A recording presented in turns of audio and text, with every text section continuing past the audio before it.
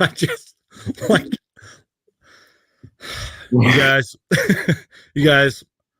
I had 2 drinks earlier, but I paced myself and I ate some food while I was drinking those drinks. But I'm gonna be drinking this to not get drunk, but just to numb the pain.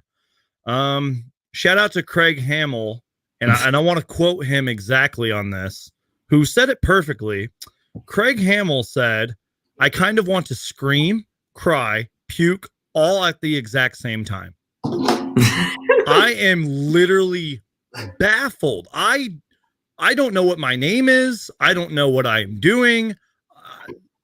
Reliable Rants, my friend. How you doing, man? Going into that, I was hoping for a good game. I really didn't have a favorite.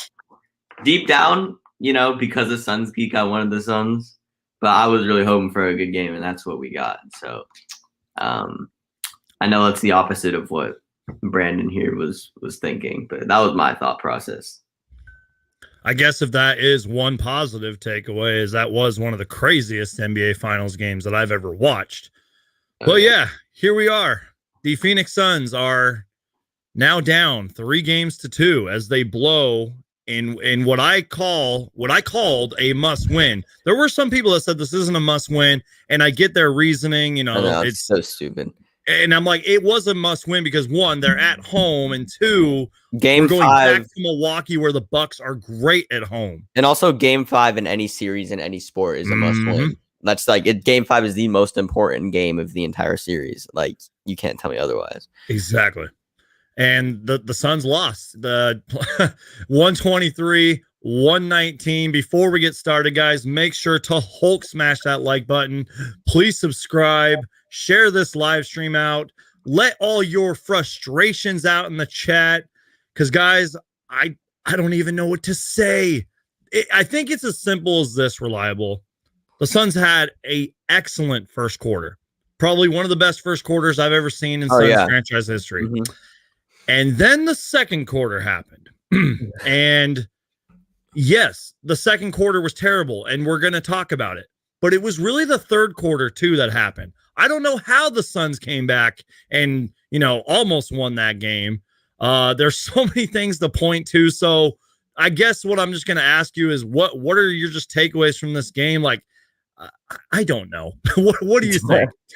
Okay, so one of my first takeaways is I didn't think that you guys would lose the momentum to where you would lose the game after, like you said, that was one of the best first quarters I think you've had all playoffs. Also, being in that arena with the energy. God. You were there. You were there. I was there. I witnessed it. I didn't think the Bucks would be able to overcome that energy and switch the momentum in the way that they did. Like, I feel like it proved a lot about the Bucks. This is the toughest team you've faced all playoffs. I mean, rightfully so. It's the NBA championship is what it should be. But I think there was a little bit of, once you guys got the lead, you were like, oh, we're in our arena. We have the confidence. And there was a little bit of laying back while the Bucks came in with 100% in the second quarter. And then you guys just were digging yourselves a hole. And then towards the second half of the fourth quarter, it looked like the first quarter again. So I think it was just about consistency. You let the Bucks come back, and then decided to turn it on when you really needed it, which is there wouldn't be a point where you really need it if you just were consistent.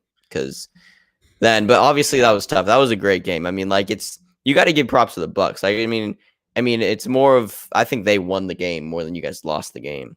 But it was obviously a little bit of both because that was just insane. It's my completely unorganized thoughts. And you know what? I think your thoughts are basically just like mine. And yes, there's a lot we can point out with the Bucks and say, like, yeah, they won this game, yada, yada, yada. But again, I really think that this kind of shows a lot about the Suns too. And obviously we are playing arguably our hardest, toughest opponent and Giannis is showing why he's a 2-time MVP, and Chris Middleton is fantastic. That was somebody who I forgot to talk about after my game 4 post-game recap. He was incredible in that game. He was incredible in this game. Drew Holiday was really good. Personally, I think Drew Holiday was a player of the game, in my opinion. Right? That's what I would say. Let me tell you this. There's obviously that one highlight that's going to go viral where he stole the ball and, he threw the alley-oop to Giannis. But there was one play, I think in the third quarter, late in the third quarter, where Devin Booker was like backing him down. Drew Holiday stripped the ball from him and then ended up making a 3 like a few moments later. That was kind of where I was like, yeah, we might lose this game. Just something in that play like stuck out to me. What were your initial thoughts on the Drew Steele Giannis alley-oop play? I want to. Well, first off, I filmed my reaction. I might upload it. I almost cried after it happened, but I just couldn't believe it. I knew right when the ball was stolen that it was going to be bad, and then Giannis just took off like a gazelle. And Chris Paul, you know how Devin Booker had that bonehead foul in game 4 that bonehead non-foul call in game 4 kind of reminded me of that. I'm like, what were you thinking, Chris Paul? First off, you're injured and you're trying to swipe at a 6'11" giant freak of nature. And like, oh yeah, fouling's not going to do anything. Like, I don't know what you were thinking, Chris Paul. So really, I guess what I would say is right when Drew Holiday stole the ball, it didn't matter what happened after that. You know what I mean? Well, look, Drew Holiday, I think one of the most like high IQ players in the league. So knowing that, also I used to watch a lot of Pelicans games. Drew Holiday used to be on the Pelicans. I was literally envisioning him going as far as he can and dribbling that ball out till it. Because imagine if that play went to shit and Giannis that was a bad alley-oop, and the Suns won the game. Drew Holiday would be ridiculed so bad. People would be saying, "Oh, why didn't you just dribble the clock out?" Right. I thought he would do. He had a perfect situation. Chris Paul, for some reason, wasn't really trying to foul Drew Holiday. He was like laying back a little bit. So with that, I thought they could have dribbled the clock out to like 4 seconds, and I thought, but somehow he just said, "Frick it, I'm gonna throw the ball up to the MVP and see what happens," and it proved to work. But yeah, that was insane. I internally yelled so loud when that happened. Speaking of screaming loud, when Devin Booker had that call that was eventually overturned when he dunked it, not really on Giannis necessarily, I jumped up and screamed. And that there was just so many times in this game where I was up and then I was down and then I was like in the middle, and there was a foul. It was so loud in that arena. Exactly. Because PJ Tucker fouled Bridges or something. Yeah, there was an obvious foul called before that. So it's like, it was crazy. I mean, yeah, there's a lot of that, but Giannis was so stupid on that. He that was a flagrant foul. Like, why are you like that? I know he's that kind of goes back to my thoughts on the Chris Paul thing when he fouled Giannis. Is can't you get in trouble for fouling players in the air? Like, I don't know, maybe I'm wrong on that. Mm-hmm. I think you can get not just flagrants, but you can get fined for that. I could be wrong, but yeah. I mean, in general, if you make a play on the ball, no matter what the situation is, then it's not a flagrant.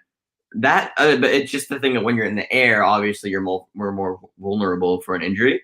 But that wasn't a play on the ball, in my opinion. Right. He had his neck and his anyways, the play was dead. It didn't count anyway. So yeah. I really don't know what to say. I mean, I have all these notes right here, and I'm just going to keep repeating the same thing to myself is that we had a great first quarter. We absolutely blew it in the second quarter, which we will get to. And the third quarter was a punch in the gut. There were small stretches here and there, especially in the fourth quarter where the Suns, I think they went on a 12-3 run, like a minute 30 or 2 minutes and 30 seconds or something like that. That crazy 3 D-Book hit to cut it. Yeah. 2 or 3. I believe. And I could probably spend the whole live stream talking about how great Devin Booker was, but he cannot do this all himself. One of the observations I made was Pat Connaughton. I know they view him as a defensive liability. He was playing. Dude. He was really playing good defense, especially when D-Book, you know how he has that rise up midi. Mm-hmm. Bro, Pat Connaughton he had a great game, especially underrated on the defensive end. He was locking up D-Book. Dude. And I know Book had 40, but there was a lot of missed shots.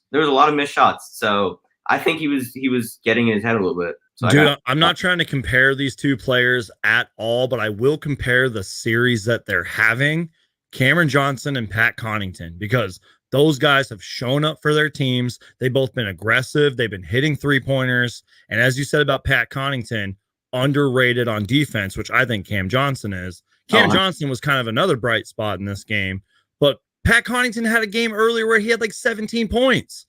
Like, he's a good player. Tonight he had 14 and 6. Right? And a big offensive rebound. I'm saying. Just briefly about Cam Johnson. Yeah. I personally feel he can do so much more on the basketball court. I think he's underrated at penetrating the defense. Monty Williams agrees with you. I just think he's faster than he plays. He's stronger than he looks too. Stronger. I think he has a big mold that he can build into.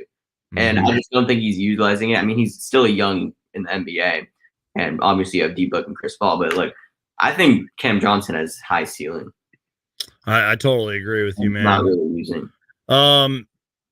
First off, thank you to everybody who's already in here. You guys are fantastic for watching us live with my guest, Reliable Rants. Link to his YouTube channel down in the description. This is just one of those live streams where I'm going to have to vent. I'm probably going to cry. I'm probably going to laugh and drink a beer, because it's just one of those nights where the Suns were at home with the series tied 2-2, and they lost in incredible fashion. You know, I feel like we could talk about the game all we want, but I'm really just looking at the circumstances. The Bucks are a really good home team. They have all the momentum right now, and they punched the Suns in the face. Now, sure, you know, the Suns responded here and there, and didn't matter. They won the game. Overall, I think you can put it as the Bucks responded and the Suns didn't respond as hard after that. I think the biggest takeaway was the Suns. I mean, they didn't expect someone to turn off their momentum in their home court. So, like, I didn't expect it either. I thought once that first quarter was over, there was no way those Bucks are coming back in that arena. Facts. Like, and I think that was just a shocker tonight. I didn't think the Bucks would be able to rally and do that. I still think Drew Holiday's the player of the game. I think, you know, he was the one creating for Chris Middleton and creating for Giannis and had huge steals and defensive stops. But yeah, like I think the biggest takeaway is the Bucks. I don't think any team in the playoffs has like actually came back in that arena with those fans. Like, maybe I'm wrong, but like that was nuts. Like, that was insane. I'm glad you brought that up, because there was a stat about that, I think. Let me find it. Well, let me just say this. The Suns were up 32-16. Mikal Bridges hit a wide open 3. It was a great start for the Suns. Much better energy, much better defense. I'm really talking about the first quarter in general. But there was one stat that was like the Suns are – I'll have to find it. I'll come back to it later. But the first quarter was great. What I saw was just the Suns were hitting a bunch of shots. They shot 80% at one point in the first quarter, 74% to end the first quarter. They were 14 from 19 from the field. But it was really more than their shooting. It was their defense. There were so many plays where, like, Brook Lopez lost control of the ball. I don't think Giannis could really get anything going. They just had all the momentum. The fans were loud. Everything was clicking for the Suns in the first quarter. And another big thing, too, was Drew Holiday had 2 fouls early on, and Booker went to work. And I don't know what happened in the second quarter. Some people are kind of like blaming Monty Williams. They're like, oh, he sat Devin Booker for too long, which I get it. Monty Williams is kind of a victim of that. He does that a lot. Chris Middleton went 1 for 7 in the first quarter. And I just don't know what happened in that second quarter. I remember at one point it was an 11-3 run. Oh, I'm sorry. The Bucks responded. It was like 40-32, 11-3 run. The Suns were just missing open threes. Drew Holiday was really good. And then the Bucks I swear to God, I don't remember them missing a shot in the second quarter. I know that they did, but it didn't seem that way. That's my rant. So I don't know. Yeah, I mean, you just proved that the point of the momentum switch. I mean, I agree with you. Everything in the first quarter was leaning towards the Suns. And then everything in the second quarter, like, I can't remember like one good thing that happened to that Suns team in the second quarter. By the way, DeAndre Ayton played the most minutes in this whole game, which is kind of crazy to me. I'm just looking at right now. You know what's also crazy was during my little rant there, I forgot to mention that the Bucks cut the Suns' 16-point lead with Giannis on the bench. I'm serious. Go back and look at the tape. No, I was gonna bring that up. I was looking Mm-hmm. at the holder. I'm like, all right, if I'm you, I'm not putting Giannis back in the game. Look what's happening right now. Because if I'm the coach, I'm like, all right, if my team's doing well, I'm leaving. If you ain't broke, don't fix it. So I saw that. I think he put Giannis back at the exact same time. It was like 6 minutes left in the second quarter. That's Mhm. just when things were starting to even out a little bit. Like, I think he did a great job, Coach Bud. By the way, look, I have this the Suns towel from the game. Hey, let's go. Can I buy that off you? I don't live in Phoenix. I need one. How everybody be going like this was like the towels and stuff. Yeah, I did. Another thing about that second quarter, really the second half for Drew Holiday, he had 14 points in the second half after having 2 fouls to start the game. The Bucks outscored the Suns 43-24. It was a 19-point turnaround, and they were up 3 points at halftime. That's what's strange about the NBA. Maybe because you know me, I'm an old school basketball fan. Maybe I don't know how the Suns were put in the positions that they were in. Obviously responding. Maybe that shows a lot about the Suns defense, or maybe it was just Devin Booker. But there were stretches where they would come back, but it was I think the gap was just too much. Even if it was just 10 points, it felt like 20. I agree with you. It's just I think it was the way the Bucks were playing. They were playing. They weren't looking back. They weren't hesitating, and Next. I think there was an intimidation factor with the Suns. I deeply think that they did not expect the Bucks for their team to be completely dismantled in the second quarter, because especially after getting off to that great start. You got to think maybe that great start killed them. They know what I mean? They know too much. They know, okay, we're not losing in this home court arena. And then after the first quarter, I keep saying it. They let loose. I think Bucks are the real deal, man. And I think Game 6 is just. I honestly think Game 6 is going to be just as good as Game 5, because the Suns' will to win will even out with the Bucks' home court, and it'll just make this crazy down the wire game. In my opinion, I think that's going to happen, but we'll see. 43 points in the second quarter. Devin Booker was great to start off the third quarter. He scored or assisted on 10 points, 2 assists. It was all the 12 points that the Suns had at the start of the third. Chris Middleton was trading buckets with Devin Booker at one point, and a simple 13 point lead by the Bucks. It just seemed like they were just getting outplayed. And we talked about this before the live stream started. I don't blame the officiating on this game at all because of this reason. With 3 minutes left to go in the third quarter, the Bucks were 3 for 6 at the free throw line. You know what I mean? In most other games, they'd be 12 for 15 or something. Not with Giannis on the floor. I know. Exactly. So I'm sorry to anybody that's out there saying, oh, we lost this game because of the officiating. That's just simply not true. Don't point it to the officiating, because that's not the reason we lost. I also want to talk about CP3. Yeah, go for it. Look, I think who said it in the comments? I think it was Roy. Shout out to Roy. CP3 had 21 and 11. On an average game, that's a great game for CP3. But I just didn't see I just don't think that the leadership factor that he gives off was totally there. I just think the Bucks momentum outplayed CP3's dominance, and he was doing his thing on the offensive end.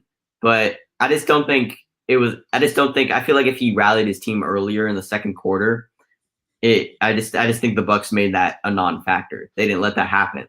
So I think obviously CP3 being the leader of the team, he's the one that has to lead the rally when stuff like that happens. And the Bucks just didn't let that happen tonight. So if you can't look at the stat sheet when in games like this, because it's about more of energy switches and momentum switches. You read my mind too, because the Suns and the Bucks shot the Bucks shot 57%, the Suns shot 55%. You look at that on paper and you're like, oh, this game must have been so much different. It was all about momentum. It was just about the Bucks literally punching the Suns in the gut. And it's funny that you bring up Chris Paul and you're like, you can't look at the stat sheet for this game. I totally agree with you.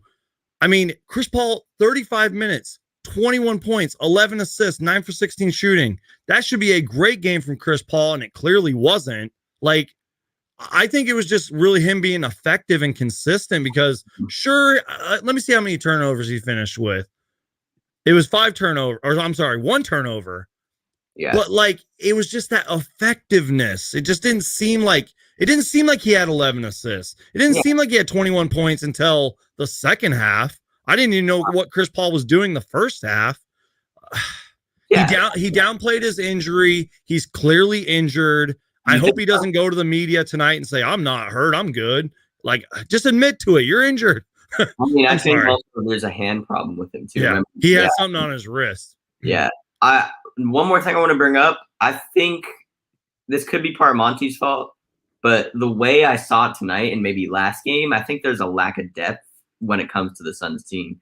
Now, part of it is because of injuries, Dario and stuff. Yeah. But only depth I saw tonight is, Cam Payne played 50 minutes, Torrey Craig, and then Cam Johnson.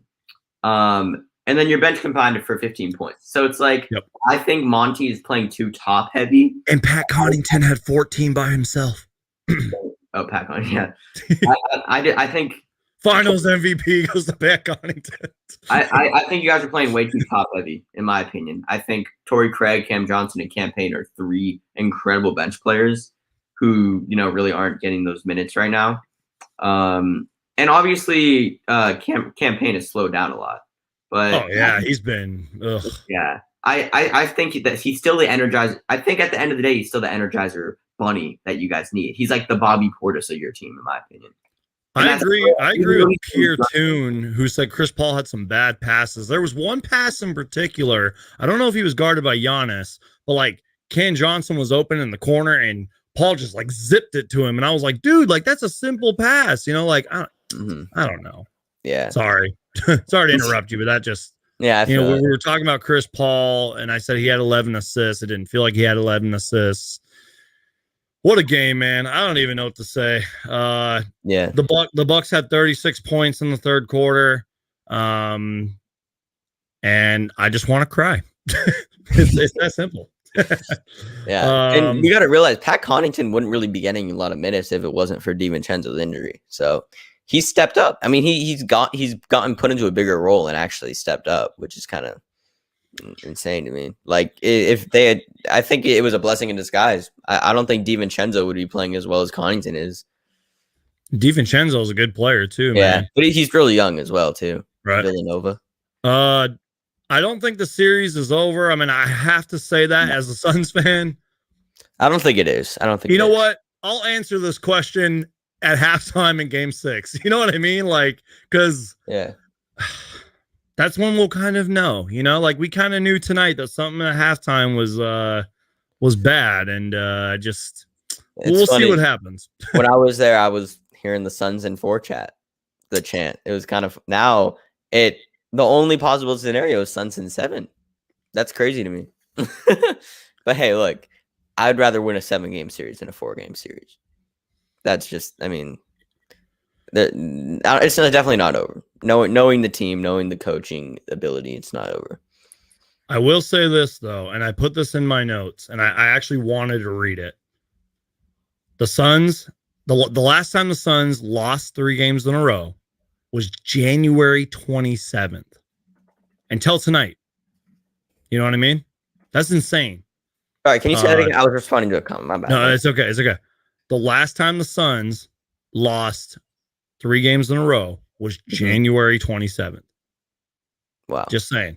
That was regular season, right? Yeah. Just saying. I don't know. There was just this one stat that I wanted to read. And now it's kind of irrelevant, if you will. It was the Suns are 6-1 in the playoffs when Paul and Booker each scored 20+ points. So now they're 6-2. Those are just 2 stats I really wanted to read. I mean, I think a part of that was, they scored over 20 points, but then you look at the Bucks. Oh, I can't hear you. Is that me? Technical difficulties. I'm muted. It's okay. I was saying, CB3 and Book scored over 20 points, but then if you look at the other side of the ball, you have Giannis and Middleton and Holiday all scoring over 27 points. So it's like obviously if we're just looking at it on a number standpoint, if the other team is outplaying y'all on a number standpoint like that, then obviously, I mean, yeah. I didn't see all the slander, but I guess people were kind of hating on Ayton on Twitter tonight. I'll just say this. He played like himself. He played like himself. He was Deandre Ayton, in my opinion. I'll just say this. He could have been a little more aggressive, but he's not the reason we lost the game. I agree with that. Now, I'm not saying I'm not saying he didn't contribute, but because I don't know. He had a weird game. There were just some plays where he could have showed just a little more effort. But I'm just saying, people were like literally saying, oh, he's not boxing out or he's not getting rebounds. That's why we lost the game. Now, we are a really bad rebounding team, and it is showing. But DeAndre Ayton is not the reason we lost the game tonight. He's not the reason the Bucks had 40-something points in the second quarter. Even if he was more aggressive, let's say he put up like 20 and 15, I don't think it would have mattered. I mean, that's what he did. He had 20 and 10 tonight. Yeah, exactly. So I think you guys are missing. You guys are wanting PJ Tucker back in a Suns uniform. PJ Tucker had a god awful statistical game. But if he's the eye test, he was the defensive energizer bunny that they need. So it's like, also, I just made a video on that exact same topic of DeAndre Ayton a couple days ago. Check out the video. I had to re-upload it like 4 times. He has the capability in his game to really be dominant down low, but he's kind of just being a putback king, being a dominant when he can really be dominant on a skill position wise. To just sum up what Suns Geek was saying, pretty much. You know what? I think the reason the Suns are down 3-2 in the series is because what Super Mario Hoops 24 said. Sometimes it's just got to be accepted that Chris Middleton is Michael Jordan in disguise. I agree with that, actually. 40 points in game 4, and tonight he had what? 29. Yeah, 29 points. Yeah. I totally blanked on where he was on my stat sheet. But anyways, yeah, he's a god, and he's been playing really good. And again, he was somebody I neglected to talk about in my game 4 post-game recap. He was a huge reason they won game 4. Big reason they won tonight. It was really the Bucks' big 3 plus Pat Connaughton. And again, this is, I know I'm not trying to look at the stat sheet too much, but I feel like I kind of have to. Both teams shot 55% or better in an NBA Finals game. Like what year are we living? What timeline are we living in? The Suns shot 68% from 3. It's two and amazing. They still lost. It's 2 amazing teams battling it out, and then one team played better than the other. I think if we're just looking at it on a simple standpoint, the numbers you just said are absolutely insane. I think it's the 2 best teams in each conference, knowing the circumstances of all the injuries around the league, battling it out against each other. And then one team played better than the other. I think that Suns team tonight would be probably 27 out of the 30 teams in the league on a normal basis. It's based off the way you played tonight. But yeah, I mean, the Bucks, they rallied. They rallied. I'm just saying, guys, like, I'm not giving up. My vibe and my tone might sound like I'm giving up. I'm not giving up, but just all the momentum's in the Bucks' favor, you guys. That's all I'm saying. It's really hard to win in Milwaukee. I don't know what their postseason record is. I'm sure it's very good. By the way, you were talking about offensive rebounding. I think Torrey Craig deserves more than 9 minutes. In my opinion. He's not 100% right now, but I agree with you. Yeah. And I thought there was a stretch where Cam Johnson didn't even play that much until like the second half. Yeah. And again, Monty kind of does that a lot. His rotations are weird. I think you could. I mean, look, the lowest amount of minutes a player in the starting 5 played was 33. Right. I think that's unacceptable. I think the bench is one of the most important things in basketball. And knowing that you guys have good skill players off the bench, they need to be utilized. I had a couple of my personal friends make fun of me for saying that. They were like, "Don't ever bring up Javon Carter and Langston Galloway again." I'm like, "What?" I'm talking about the 3 guys we know that in the rotation off the bench. Right. They weren't really utilized tonight, in my opinion. Cam Johnson played 22, but he wasn't giving a real opportunity. And then same with Cameron Payne and Torrey Craig, they weren't giving opportunity to gain momentum. So I think they need to be utilized more. But yeah, you got a super chat here. Shout out to Alan Bruce, man. I always like to keep saying this. I owe you a beer, Alan Bruce. Cheers for the $5 super chat. Alan Bruce says Booker and Paul dribbling into no man's land. Speaking of that, turnovers weren't necessarily an issue for the Suns. I mean, last game we had 17, but it was really the fouls. And, it's funny with Devin Booker, man. I've been watching this guy since he was a rookie, and he surprises me, but it also doesn't surprise me. Does that make sense? He hit some incredible shots tonight, carried us on offense, and he did all he could, man. And just at the end of the day, he can't do it all, unfortunately. And that says nothing bad about Devin Booker. I'm just saying it's a 12-man roster, and he can't do it all. I do think there were some forces, and I also think there were some great defensive plays. I think Drew Holiday is best on Devin Booker, in my opinion. Oh, yeah, absolutely. Because D-Book is he can get locked up. So it's he's a superstar. No, I'm not saying that. But he's one of those players who can get shut down, in my opinion, just based on the way he plays. I mean, he had a great game tonight. I think there was a span, I forget what quarter it was. He had 3 consecutive mid-range jumpers, which missed, which played a role into the Bucks' momentum. But look, I think when D-Book is having a bad game, the whole momentum of the Suns and him, he complains and yells and screams, and it's look, I think it all revolves around the game he's having. He had a great game, but he did have a span where he missed 4 consecutive jumpers, and then the Bucks had momentum the other way. So it's just a game of runs, Yeah, absolutely. I've been saying that all season. It's a game of runs, especially with this Suns team in particular. And with Devin Booker missing those shots, unfortunately, here's the thing. We all remember game 3. He had 10 points and he shot way too much, and Monty benched him. And tonight, it kind of reminded me of when the Suns were bad. I feel like he kind of had to, but at the same time, this kind of goes back to our conversation. What if Torrey Craig played more minutes, or what if Cam Johnson was hitting more shots? What if other players were out? I don't know. And Mikal Bridges kind of got hot at the end of the game. Maybe it was just the Suns needing to make more shots, or maybe this all goes back to their defense. Maybe the Suns shouldn't have allowed the Bucks to get 70-something points in 2 quarters. Mm-hmm. There's just so many things to point to, and all I know is that the Suns are down 3-2. So yeah.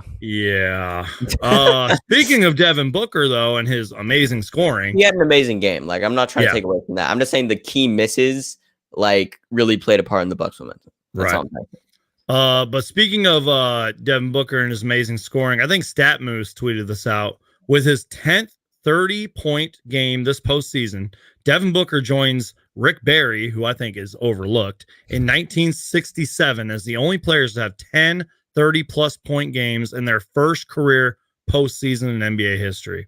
That's pretty incredible. And I think he's the all-time scorer, in a first final series or something like that. He passed Michael Jordan or something like that. And Devin Booker, man, I just cannot say how great of a Phoenix Sun he is early on in his career. And again, there's just so many times where he surprises me, but I'm not surprised because I've been watching it for so many years. And you're a huge basketball fan. I know you don't watch every Suns game, but you see the highlights and stuff. Yeah. It just doesn't surprise me, but at the same time, it does surprise me. Devin Booker. Game 1 versus us. I remember saying this. I had no doubt in my mind that D-Book would not show up, and I knew he was going to show up. Not blow his opportunity. I didn't think there was a chance in my mind that he would come and shit the bed, pretty much. Right. And I was right. I mean, I just know D-Book as a player. You know him better than me, obviously. But there were some people saying, "Oh, this is going to be a big moment." It's no, it's not, bro. He's going to show up. Come on now. We know who he is as a player. Yeah, absolutely. And I was kind of surprised that he decided to go to the Olympics. Same thing with Chris Middleton, but kind of shows why. I mean, he just loves playing basketball. He's a competitor, and the USA is dog shit. Yeah. feel like we could have our own post-game live stream about that. I don't know what Team USA is going to do. And maybe Devin Booker will opt out and work on his game in the offseason instead of going to the Olympics. And I wouldn't blame him for that. I think playing other competition is the best way to work on your game, but in my opinion. Right. So playing other professional competition that's not the NBA, I think is a great way to, just get back in basketball, real NBA basketball shape or just form. Super Mario Hoops, who's been on this channel before, says the good news before Game 6 is that 5 of the last 6 NBA titles weren't won at home. The bad news is the Suns won't have a chance to win the ship on the road now. I really hate looking at Mario, I love you, but bro, I hate stats like this. Like, why are we looking at the past? Why don't we just look at the situation at hand? I resent that. I'm an NBA basketball history. No. I'm talking about when it comes to stats. It's like, most games are won at home. It's like, why don't we just look at the situation right now and identify what the case is at the moment? Why do we care about the 2012 San Antonio Spurs series? Right. I don't know. That's fair. That's fair. For some reason, I can't keep going back to that 12-3 run that the Suns had in the last 2 minutes and 30 seconds. And I completely forgot to mention that Giannis missed both free throws and Chris Middleton missed a free throw. Bro, but even then, it kind of felt too late. What were you saying about Giannis? He's listening to the count all my life. He's listening to the count. I remember game 1, he would shoot at the crowd's 13 mark. Now he's literally listening to the count. He switched the length of his free throw routine. He did. He shoots when the crowd hits 10, or 11 or something like that. It's really bothering him. And hearing it in person was it was insane. Dude, he was 4 for 11 tonight from the free throw line. Oh my God. Yeah. It's oh my God. Wait, actually that's 4 for 11 from the free throw line tonight. He shoots better than that. Even with a hurt shoulder. Yeah. Yeah, I mean, but you know what?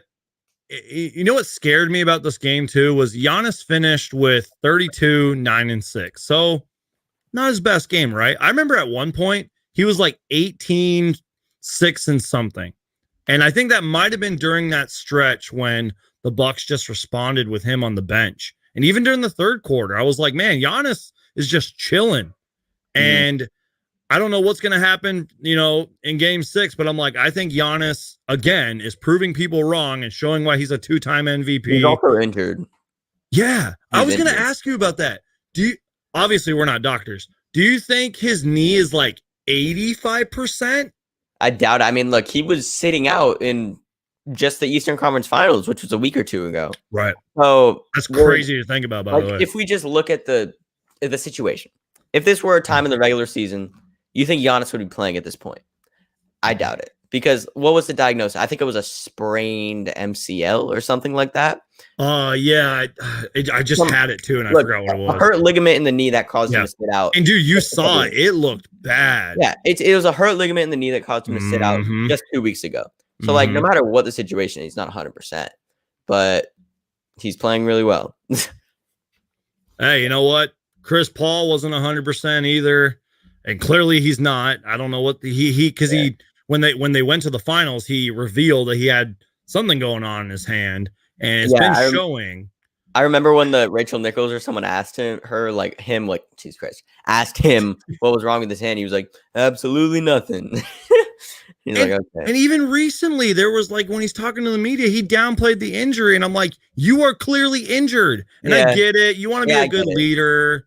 You probably don't want fans to panic and social media go nuts, but it's also a sense of excitement. He doesn't want to even think about an injury right now. I want to bring up Super Mario's comment as well. Yeah. What did let me see? He said something about what we were talking about Cam Johnson. I completely agree. I think part of it is on Monty, and then part of it is on Cam's confidence. But bro, he has a high ceiling. I'm just telling you. I didn't mean to cut you off, by the way. No, it's okay. Super Mario Hoop says, I've been saying it since the Lakers series. Cam Johnson needs more touches, especially when the Suns are struggling on offense. Plus, they put Drew on Booker, which you brought up before, and obviously tonight it showed that Drew Holiday is an amazing defender, especially on Devin Booker. And Devin Booker is human and can get locked down. And you know what?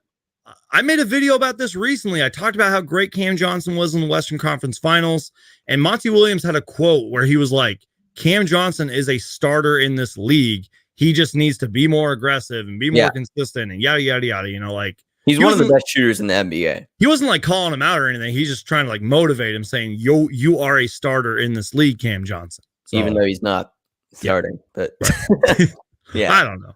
He's one of the best shooters in the NBA, in my opinion. Just pure shooting ability. Oh, absolutely. I don't know, man. I'm baffled. This was a must win. And you know, again, if there's any bright spots, is that it was one of the best NBA Finals games I've ever witnessed. Yeah. And Devin Booker was amazing. And somehow Chris Paul finished with 21 and 11, even though it didn't feel like it. You know, I said something earlier, and I like to play the what if game. I do that a lot, but I guess I kind of take it back now. I wonder what would have happened if DeAndre Ayton was more effective in this game. Because I said, oh, he could have had 20 and 15, and I think he finished with 20 and 11 or whatever tonight. But I'm like, it didn't even seem like that mattered. Like, I just wonder, because DeAndre Ayton was literally dominating until the finals. Really, he was incredible. And it showed why. And his defense was great. He actually plays really good defense on Giannis. Tonight, I didn't see much effort. He wasn't super aggressive. I didn't see it. You used the word effective. I thought for what he did, he was really effective. He played like, in my opinion, he played like DeAndre Ayton. But I think in these big moments, he's part of that big three. That's playing like DeAndre Ayton isn't enough. So I agree that he definitely needs to be more aggressive when the only creators on offense are D-Book and CB3, because obviously Bridges and, you know, the perimeter players are getting shots from those two. So to have another creator on that team who's a star would go a long way. But obviously DeAndre Ayton is not doing a lot of creating right now. I brought this up in my video. In the first half last game, he had 16 points, and he was creating for himself. He was doing all the little things. He was, you know, that little hook, that fadeaway like he does. He was confidently shooting over exactly. Giannis. He didn't care who was in front of him. That's why I made a video. And he just stopped that. So I would be really disappointed if it was a Monty Williams thing where he just like had a game plan that brought him out of the offense. But yeah, I honestly agree with you. I think he should have been way more aggressive. Yeah, I don't know. I'm at a loss for words at this point. Were you actually crying? I wanted to. I legit wanted to. I filmed a reaction, and I think I almost wanted to cry in that reaction.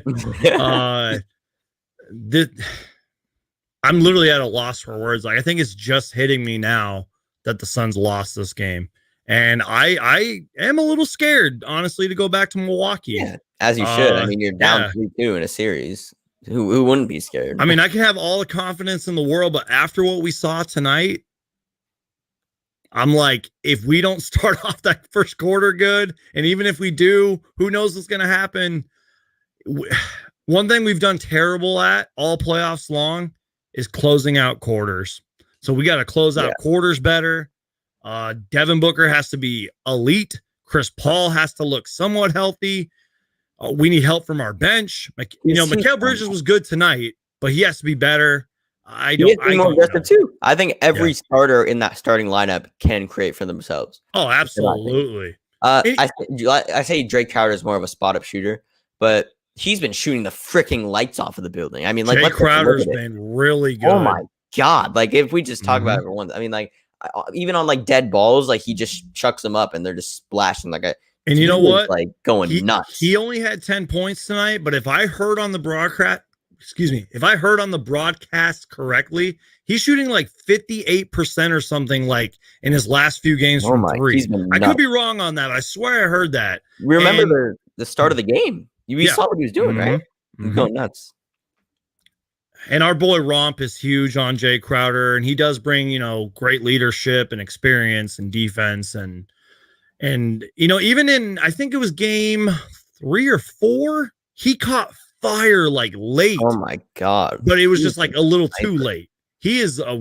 I'm I'm so glad we got Jay Crowder, man. I Y'all mean, remember? I mean, when was he? There was a point. I think was it the beginning of the playoffs when he was completely struggling. oh yeah, hitting against your nothing? Lakers, man, it was It was terrible. against us, yeah. I was pissed. And now, oh my God, he's going nuts. Like I remember in that Lakers series, it might have been games 5 and 6. He really like just started hitting threes. Mhm. I'm not saying that was like a momentum swinger with the series or anything, but he literally Jay Crowder could be the X factor. Obviously, Monty loves him.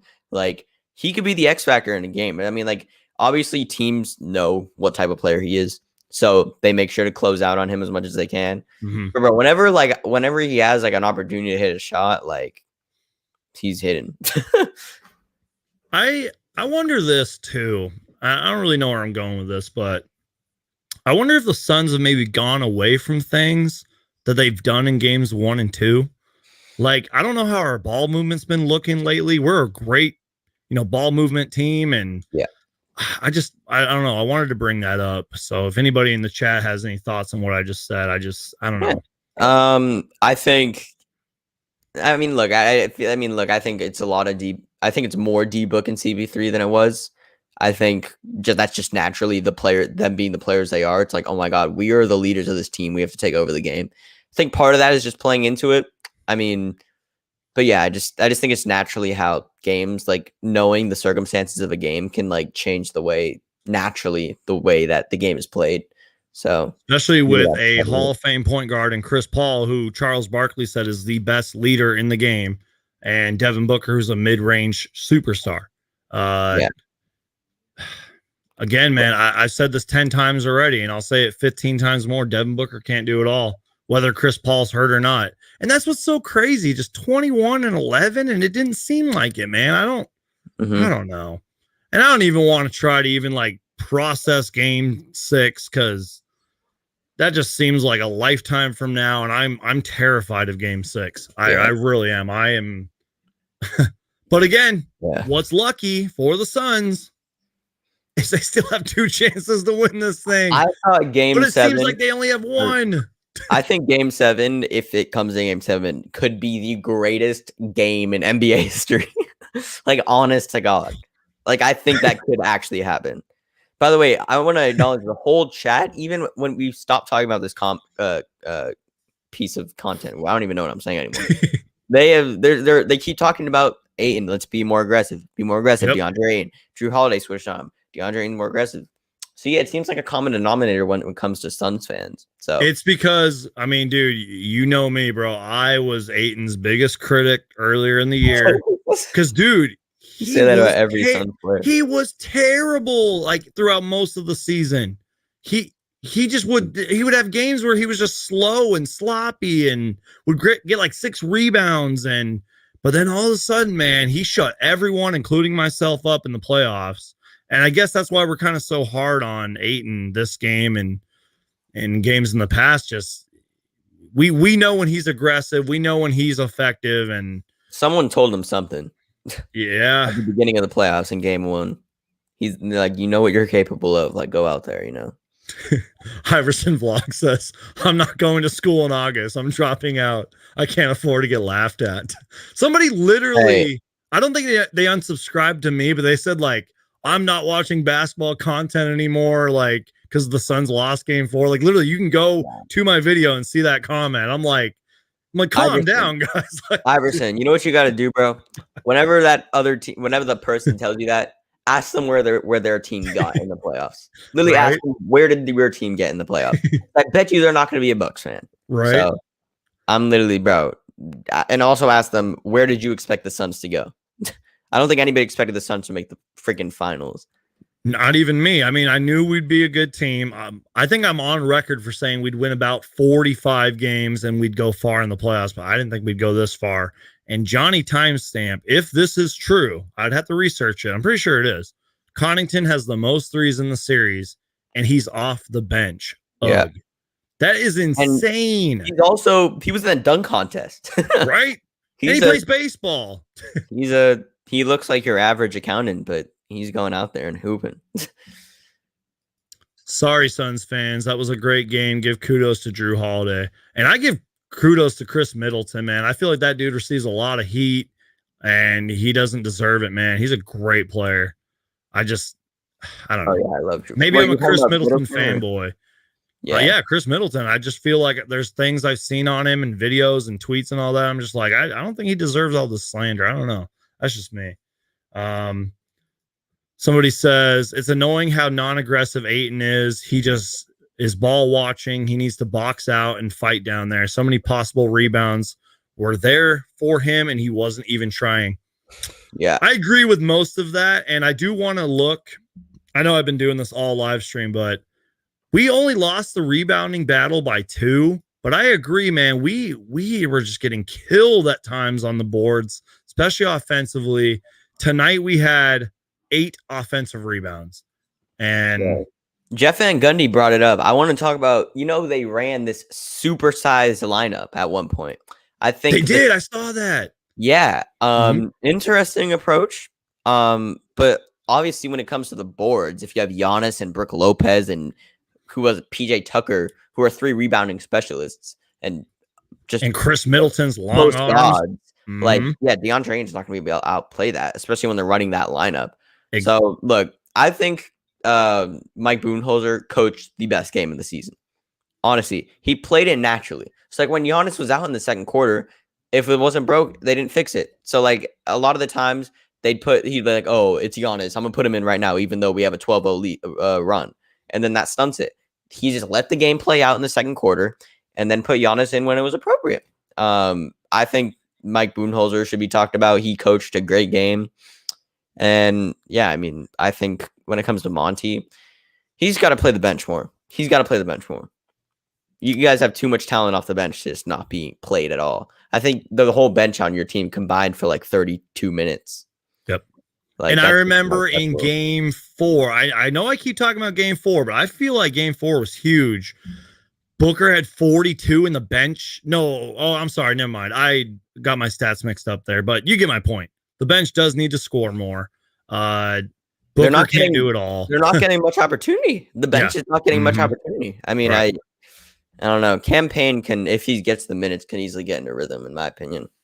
I mean, he was against us, and I believe against the Nuggets, he was playing well too, right? Wait, who'd you say? Campaign. Yes, Campaign. So he was still great in the Nuggets, and then he kind of slowed down once the Clippers series started, and that could be an additional even 12 points per game. You know what I mean? Like, because he was great in the Lakers series, he was aggressive. Seemed like nobody. He was, and again, you brought it up. He was good in Denver series, and sometimes his playmaking's good. He can hit the 3 every once in a while. We haven't seen any of that. I honestly think he's getting less opportunity, which is resulting in, like, when he's in the game, I think we could both agree he's still aggressive, right? He still comes out and attacks. It's just he's not getting enough playing time to get momentum. I mean, but yeah, obviously some of the blame still has to go on him. To everybody in the chat who's saying, like, I don't even want to watch game 6 and this series is over, blah, blah, blah. Like, somebody said that, I'm just going to pull it up so people don't think I'm lying. This series is over. I would rather have lost in the first round. I'm sorry, but you're not a Suns fan if you wanted us to lose in the first round. I'm sorry. Yeah. And if you think we should play our best, if you think we should bench, I can't read. I disagree. Bench should play less. Like, I mean, you want Booker to play 50 minutes a game? Like, we can't do that, man. And like, whenever people say play our best players, every championship team in the last while has had a good bench. I just think, I mean, look, some of the best teams in NBA history have had great benches. Yeah, like literally, Andre Iguodala won Finals MVP. I believe, coming off the bench. Like, your boy Luke Walton played great that 04 series. Okay, he's not my boy. I hate Luke Walton. But I'm sorry. Well, no, seriously, the NBA Finals and even teams that lost in the finals had great benches. It's like, I totally get shortening the rotation, but like, you guys already have an 8-man rotation, and even then, it's not working. Cam Johnson's only getting 20 minutes. Like, I think that's not acceptable. So, and people say this a lot too, that like, they need to get Mikal Bridges going more. It's like, maybe Cam Johnson just needs to shoot more, or maybe Torrey Craig needs to shoot more threes because he can hit them. And I just said this about Campaign. Maybe Campaign needs to stop attacking the rim so much and shoot some damn threes. I don't know. I think I don't know. I think to be honest, I think Torrey Craig is more of a defensive, like post rebounding type of player. I don't think his 3-point, His threes aren't going to save us. No, he's capable. He's capable Yeah. from three. I just don't think that can be an X factor. I mean, like Torrey Craig threes. You already have enough 3-point shooters on the team. Cam Johnson just needs to be more aggressive. Somebody's saying that like on Bleacher Report, Devin Booker like cut off a Chris Paul question or something. I don't know. I wonder if that was about his injury. I'm gonna have to look at that up later. Bro, imagine like in the summer we find out he had like a broken hand or something. Maybe then I would stop criticizing Chris Paul so much, and because right now I'm kind of trolling him about downplaying the injury. But you saw LeBron was at the game, right? Yeah, that was pretty cool. That's crazy. Vanessa Hudgens was there. She like did like the national anthem or something. Tyler and Lil Wayne. Lil Wayne's been there, and Kyler Murray's been there, and it's pretty awesome, man. You were at an NBA Finals game. I can't even imagine going to a playoff game. Yeah, I couldn't either until all this opportunity came. Right. That's my goal for next year, man. In 2022 season, I want to go to a playoff game. I'm definitely going to be going to the home opener, and hopefully we're lifting a championship banner. But right now, it doesn't seem like we're going to be doing that. I could get Game 7 tickets for you if it happens. No, honestly, I'm not joking. I would cry.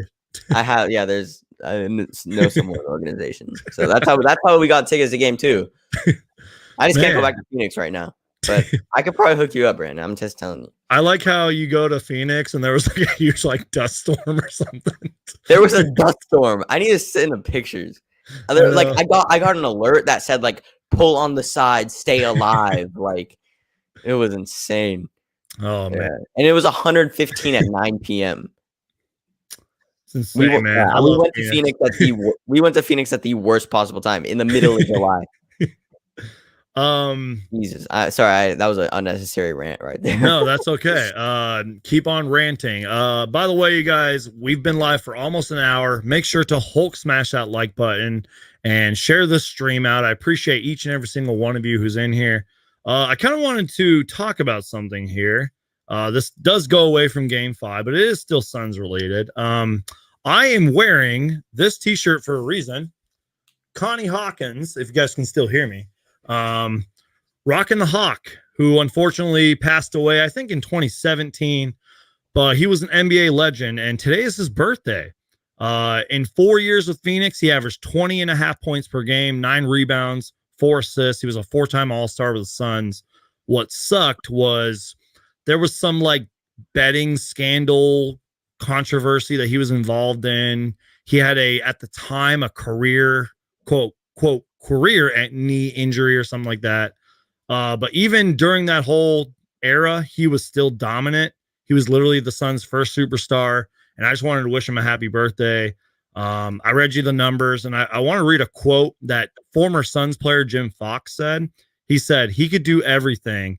He was the processor of Dr. J. Big hands. He was taller. He was Dr. J with the jump shot. Connie Hawkins, man, just NBA legend. It's his birthday today, and I wanted to shout him out too. So, and just an incredible player, man. He was, even Michael Jordan has talked about Connie Hawkins. That's how great of a player he was. Yeah. So, yeah. On that note, Reliable, anything else you want to talk about, Suns related or not? I mean, I don't think there's much is to talk about. It's crazy that NBA draft is literally in 12 days. That's like nuts to me. I'm going to be uploading videos on that too. Yeah. Shameless plug. check out Reliable's channel. I already linked it down below ahead of time. He just made a video about Deandre Ayton, so everyone go check it out. I wish I was a robot, and I wish I was able to study all these draft picks for this upcoming draft, but I just haven't been able to do that because I've been putting so much time and effort into this series and the whole playoffs for the Suns. So I don't know. I know that the Suns have the 29th pick. That's all I know. So, I think you're muted. I can't hear you for some reason. Maybe that's me. Why do I keep muting? I said the only robot in the world is Rob 2.0, obviously. our boy Rom 2.0, who unfortunately could not be here with us because he is on a long overdue vacation. He just hit 10,000 subscribers. This dude made a second round mock draft. Like, that's like not even comprehensible to me. But yeah, if you guys want to draft, why am I plugging his channel right now? No, Romp he's a great friend of the channel. He's a legend here over at Suns Geek, and that's seriously, if you want draft content, go to Romp's channel, but also check out Reliable because you better start uploading some videos, man. Somebody said fire Monty. Yeah, fire the coach of the year. I know he didn't win coach of the year, but he really should have. Iverson Vlog says, Suns Geek, what contract should we give McHale? I don't know. I don't want to be James Jones right now and have to pay all these guys. Bro, y'all cap situation is so tough. Suns Geek, my heart can't take game 6. I'm not going to watch. You guys are hilarious. I said that so many times. Booker was shameful last game pushing and wrapping up guys, throwing down the ball, fingers in the ref's face, temper tantrum. He lost the last game. Calm down, dude. What are you talking? What? Have you even watched this series? No, but like Booker does like get in refs like grill sometimes. Oh yeah, no, he can get like pretty. Yeah, he's especially before the playoffs. He was wanting superstar calls and never got them. So I agree with that. He does throw a little temper tantrums, and he's even been punished in games for it. He's been ejected, and rightfully so. There's times where I can't even defend Devin Booker. So I think superstar calls just come. I don't think superstars who get superstar calls really usually beg for them. Mm-hmm. Besides LeBron, who complains on every single play. Right. And you're a Lakers fan saying that. So look, yeah. D-Book is like the refs aren't calling anything different from anybody when it comes to D-Book. He's getting his calls. I think the refs. I want to give credit to the refs, man. You know how much pressure they're under in this series. And dude, this is why I've been salty and like bitter. Like people are like, oh, the Suns lost game 3 because of Scott Foster. And sure, there were some bad calls from Scott Foster. That wasn't the reason we lost game 3. Even game 4, it wasn't because of the officiating. And tonight, I brought up that stat earlier where the Bucks had like 3 free throws at one point. It wasn't because of the officiating, guys. Get over it. And sure, people have their NBA conspiracy. You know, Chris Paul's lost 12 or 13 games to Scott Foster, whatever. Like this series, it has not been about the officials. Yeah. And obviously there's missed calls here and there. Like, absolutely. But that's going to happen. And it's going to happen for both teams. So yeah, I mean, and obviously with all the calls being called on Giannis, I'd be happy if I were a Suns fan because he's such a terrible free throw shooter. Yeah, 4 of 11 tonight, you know. That's nuts, yeah. And then he missed 2 of them in the arguably one of the biggest moments of the game. 2 of them. And then the miss where it came right back to him, he tipped it out to Chris Middleton, the game was over. And dude, maybe I'm wrong here. Monty called a timeout during like the 2 free throws. I thought that was actually smart. I don't know why. Yeah, I wonder if that was like a Greg Popovich thing. I don't know. I think part of it was to ice Giannis, and the part of it was to just gather his squad because obviously the momentum was out of not even just the energy in the arena was out of control. Mm-hmm. He definitely probably had like a play set up as well. Like I don't know, yeah, Monty Magic. But I do agree with you. When he did miss that free throw and the Suns couldn't get it, was it Chris Middleton who tipped it or something? Giannis got it back and tipped it to Middleton because it hit front rim and went right back to him.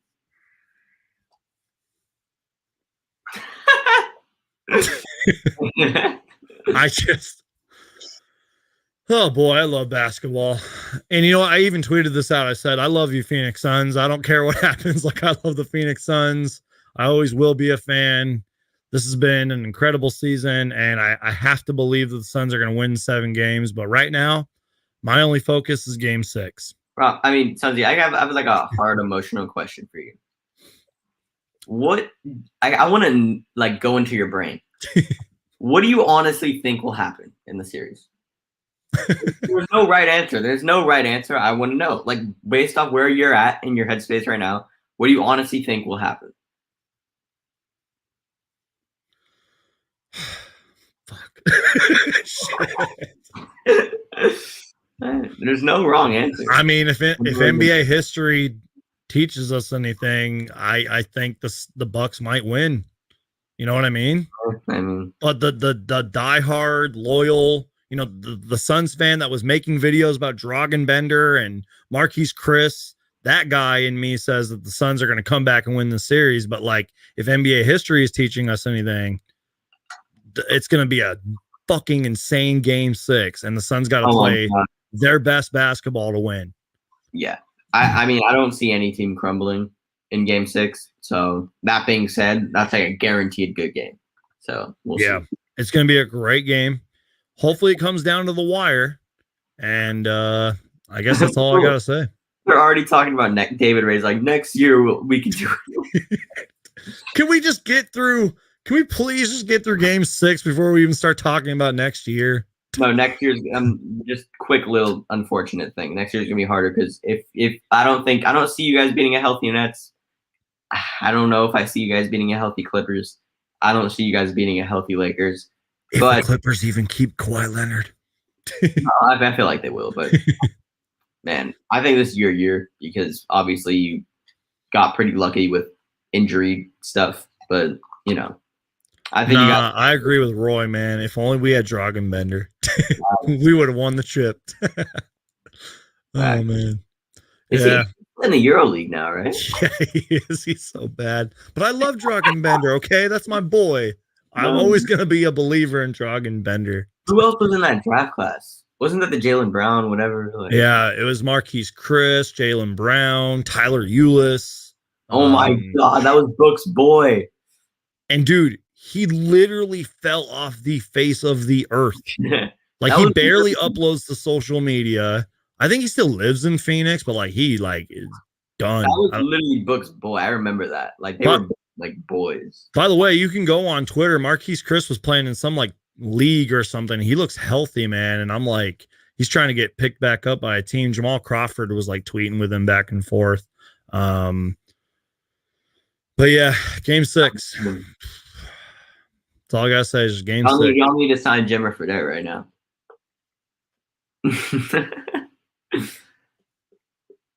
I can't stop shaking my head. I'm just done, man. And Iverson Vlogs says it as well. We just need Ray Spalding and Isaiah Kanan. Those guys would save our franchise. Is this the Walmart AZ Sports fan?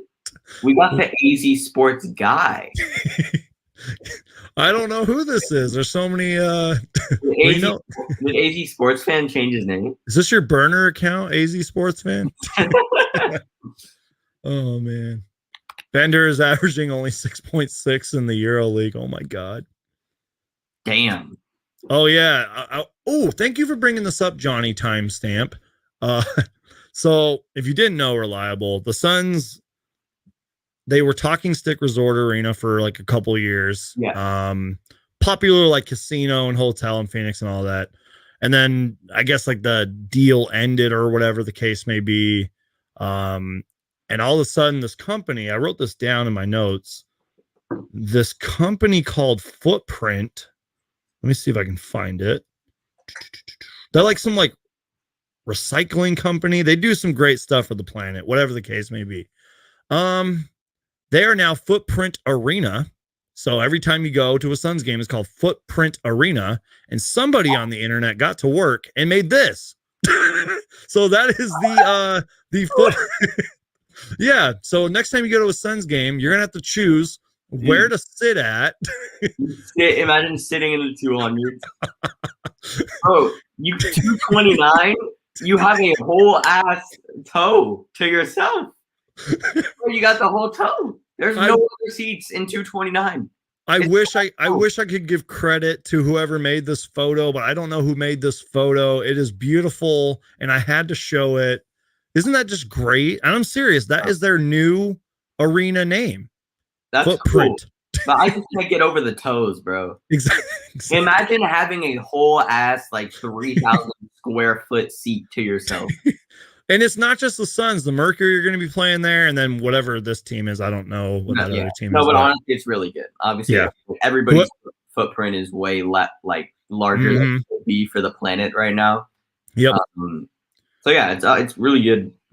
Yeah, I mean, whoever made that is a genius. And I can't believe I didn't pull this up during my Connie Hawkins rant earlier. That's a great little graphic right there for the legend Connie Hawkins. I don't know if that was a rant, but it was more of a tribute. Yeah, tribute. Yeah. Yeah. And here's my face after game 5. that's my face after game 5. I just I think if it was more just like a stone like poker face. Yeah. I'm debating if I want to upload my reaction because I almost cried. And that's about it, man. I don't know if I got anything else. I think this was a good stream regardless. We'll see what happens in game 6. Yeah. Yep. So you got any final thoughts? Tell the people where you're at. Got any future plans for the channel? Yeah. I'm gonna upload draft content. I'm getting back into things. Go check me out if you like basketball, which I'm pretty sure you are if you're spending the time out your day to watch it. So yeah, man. I'm pretty sure I got everything off my chest when it comes to this live stream. Oh, we got another super chat. Hey, let's go. Last minute super chat before we go. Crying emoji, broken heart emoji. We were so close. I believe in this team still. Next game, we got this. I'm praying. I hope that that's the case. And I feel like we're going to be having a completely different conversation if we win game 6. And Romp says he's for sure going to join us. He stayed an extra day. So he'll be joining us next time. But yeah, on that note, thank you so much for the super chat, by the way. And thank you to Alan Bruce for the super chat. And thank you to everybody who decided to stay and listen to me cry. And yeah, it was pretty emotional, this live stream. This was a tough one, but I think we got through it. Thank you, Reliable, for joining me, man. You are clutch. You are great to work with, and I appreciate you, man. And thank you guys so much for watching. Make sure to Hulk smash that like button, and please subscribe for everything Phoenix Suns. If it has to deal with the Phoenix Suns, I'm going to make a video about it, and I'll see you guys next time.